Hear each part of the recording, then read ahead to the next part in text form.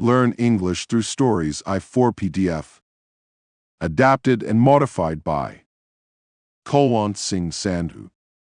Contents: Slumdog Millionaire. 1. Chapter 6. A Drunk Man Tells All. 2. Chapter 7. Murder on the Sleeper Train. 1. Chapter 6.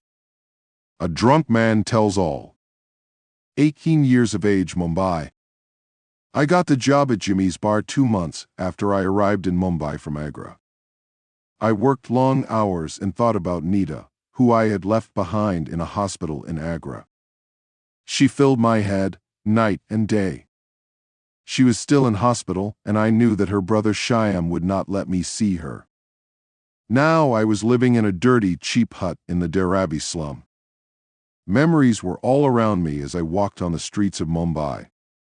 Of Shantaram, the failed astronomer, Nilima Kumari, the actor, and my friend Salim. I missed Salim, but had decided not to contact him. I did not want to put him in danger with my crazy life and the plans I had. I waited to hear if I had been chosen to be a contestant on Who Will Win a Billion, but no letter came. All I wanted was to get on to that show. It was why I had come to Mumbai. One night, a man in his 30s came to the bar. He was wearing a dark suit and he seemed sad. He had been at the bar drinking for a long time. It was late, and he was my only customer. He seemed to be rich, so I offered him another whiskey, although he had already had far too many. "That's 100 rupees, please," I told him. As he sat at the bar, he kept saying, "My dear brother, forgive me, forgive me." "What happened, sir?" I asked at last. He stared at me and then said, "Do you know who I am?" "I am Prakash Rao. I own the Surya Company, the biggest button factory in India." "Buttons?" I say. "Yes, buttons on shirts, trousers, coats, we make them." "Oh, and what's your brother's name?" "My brother, my poor brother, his name was Arvind Rao." Tears come to his eyes. "He used to be the owner of the Surya Company before me, but he went mad. It's such a sad story." "Tell me," I say, putting the most expensive nuts in front of him. "I have all night." "I'm drunk, so I will tell you, he was a good businessman. He made Surya great. From nothing, I wasn't very clever, but he let me work in the business. He sent me to work in the office in New York. It was a hard job, but I had a good time in New York. I met Julie there." "Julie?" "Yes. She was from Haiti, and she was very beautiful and interesting. She was working illegally as a cleaner, and I fell in love with her. We got married in Haiti, in Port-au-Prince, where she was from. And then we went on an amazing honeymoon to Port Louis in Mauritius. But after that she changed. I found out many strange new things about her. And she wanted money, lots of it. She pushed me harder and harder, and made me steal money from the company. Of course, my brother found out. He made me come back to Mumbai. And, because he didn't trust me, he then put me in a small office in the city of Hyderabad. Julie was very angry about this. She said that, because we were brothers, I should have half of the family business and money. Of course, she slowly made me believe what she was saying. I started to hate my brother for giving me a terrible job. One day, she asked me, "Are you ready to take what is rightly yours?" She told me to get her a button from my brother's shirt and a bit of his hair. I thought she was crazy, but I did what she asked to keep her quiet. What she did next was really strange. She made a little doll that looked like my brother, and she sewed the button and the hair onto it. She said to me, "Imagine that this is your brother. Here is a pin. If you push the pin into the doll's head, your brother will have a terrible headache, and if you push the pin into his chest, he'll have awful chest pain. Here, try it." I thought she was joking, so I laughed and pushed the pin into the doll's chest. 2 hours later, I had a phone call to say that Arvind was having heart pains and had been taken into hospital. What? I cry. That's amazing. I know, he replied. But soon I was attacking the doll in anger and attacking my brother. I knew it was bad, but it was strangely fun. One day, we were both at a business meeting, at the most important moment. I left the room and pushed the pin into the doll's head. I heard him suddenly cry out in terrible pain, "OWWWW." Of course, the other men at the meeting were confused and left. People thought that Arvind was going mad. He was locked up in a special hospital, but the doctors treated him badly, and 2 weeks ago he died. "No, I'm so sorry," I said.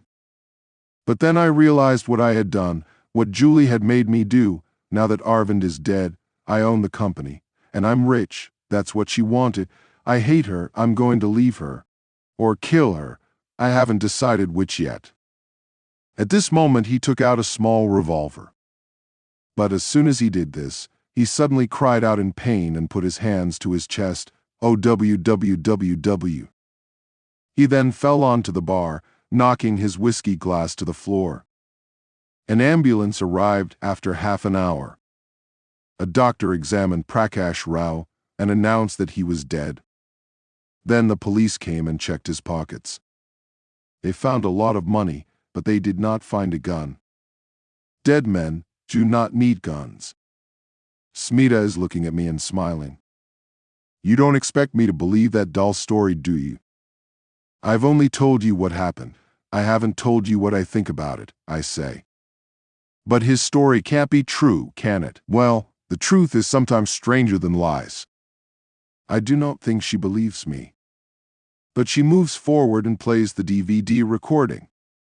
Ladies and gentlemen, Prem Kumar says, it's now time for question 6 for 100,000 rupees.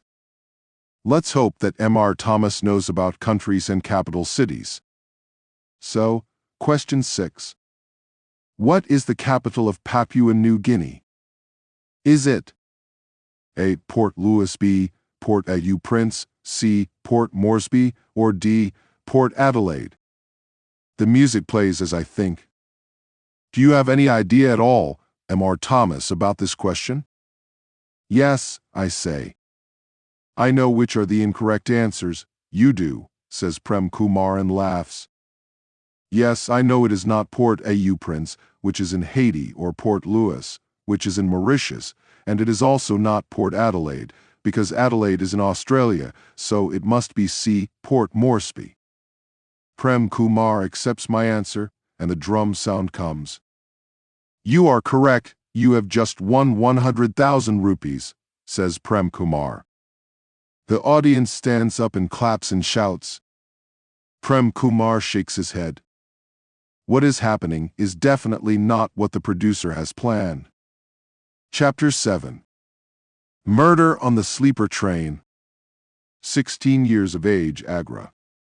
When I left the tailor's house, I felt good.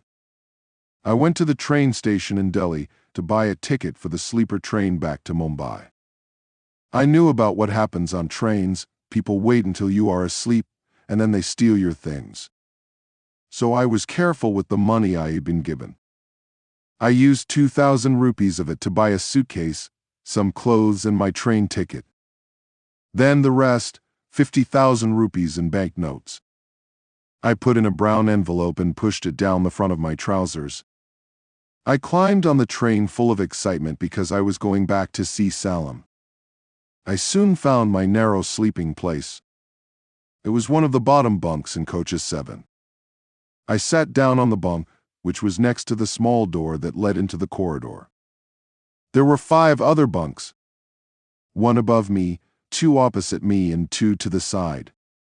Sitting on the bunk opposite mine was a family of 4.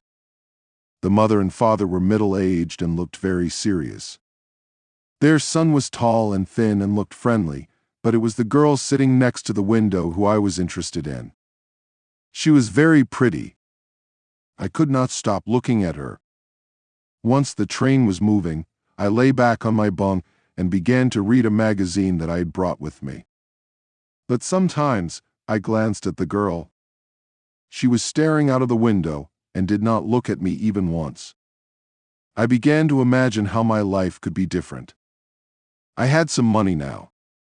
Just enough to start a new, good life. I touched my trousers where the envelope was and smiled to myself. It was a long journey to Mumbai. Maybe I would fall in love with this girl on the way. Later, the boy got tired of reading his book, and he came and sat next to me. We talked, and he told me that he was Akshay and that his sister's name was Meenakshi. He excitedly told me about a computer that he had and asked me if I had one. I said yes, of course, and I told him that it was the 4000 model, not the 2000 model that he had. I also told him that I spoke English and I had 7 girlfriends, and 3 of them were foreign. Akshay, who was younger than me but bright, laughed. "Ha," he said. "I don't believe a word of that. There isn't a 4000 model. I got mine 2 months ago, and it was the latest one. You're lying." His sister was glancing over at us. "Oh, you think I'm lying, do you?" I said, quietly. "Well, let me tell you that I have 50,000 rupees here with me now." Akshay refused to believe me and asked to see it. I pulled the envelope out of my trousers and showed him all the banknotes. It was not a clever thing to do, but I wanted to prove myself to him. Akshay stared, wide-eyed. For the first time in my life, I saw something new in the eyes of someone who was looking at me. Respect. And it felt good. At around 10 p.m., everyone lay down on their bunks to go to sleep. I lay on mine, thinking about Meenakshi, until I fell asleep. The next thing I knew, I was being woken up by someone roughly pushing my arm. I saw a man standing by my bunk holding a gun in his hand. "All of you, wake up," he said. He was young, with long hair and a mustache, and was holding a large bag in his other hand. "Right, I'm here for your money. Get down from your bunks. And do it slowly. Then no one will get hurt." Terrified, everyone moved silently and sat on the bottom bunks. "Okay, put everything in this bag, your money, purses, watches, jewelry, everything, do it now, or I will shoot and kill you all." Meenakshi's mother started crying when she heard that. The man went first to Meenakshi, who took off her gold bracelet. As she put it in the bag, the man said, "You're much more beautiful than that bracelet, my darling." Meenakshi looked frightened as her mother dropped her own bracelets and purse into the bag. Then her husband put in his watch and money. Then it was my turn. I took out the few notes and coins I had in my front pocket and added them. The robber seemed to be happy with what we had given him and was about to leave when Akshay said, "Wait, you have forgotten something." I watched as the man turned around again. Akshay pointed at me and said, "This boy has got 50,000 rupees, it's down his trousers." Time stood still. I felt sick. Then the man moved towards me. "Is this true? Get it out now." I was angry. It was my money. I had earned it with hard work. But I had no choice. I pulled out the envelope and put it in the bag. The robber picked it up and opened it. "Wow," he said. "Did you steal this anyway? I don't care." He dropped it back into the bag. "Now, all of you stay quiet." He turned and opened the door, then passed the bag out to another man who was waiting in the corridor. I thought he was going to leave, but then he turned and stepped back inside again. He walked towards Meenakshi, the gun still in his hand, and said, "Hey, don't you want to give me a goodbye kiss?" Meenakshi was terrified and tried to hide at the back of her bunk. The robber held her and pulled her forward roughly with one hand. He was holding her tightly and was hurting her. "Or maybe you'd like to come with me," he said. "I need a beautiful young woman like you." I suddenly became very angry. I stood up without thinking, and I do not really know what happened next. The next thing I remember was seeing the robber lying on the floor. He was not moving, and there was blood all over his shirt. There was a revolver in my hand, with a thin line of smoke coming up from the end of it. I was in shock. I sat back down on my bunk.